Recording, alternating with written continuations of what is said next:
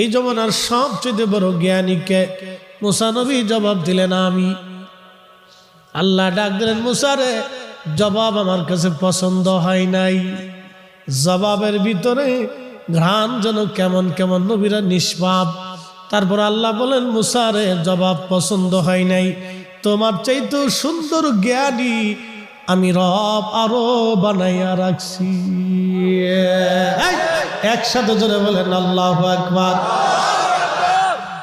নবী ডাক দেখ, আল্লাহ জ্ঞানীটাকে, কিসের জ্ঞান তার কাছে আছে বলো?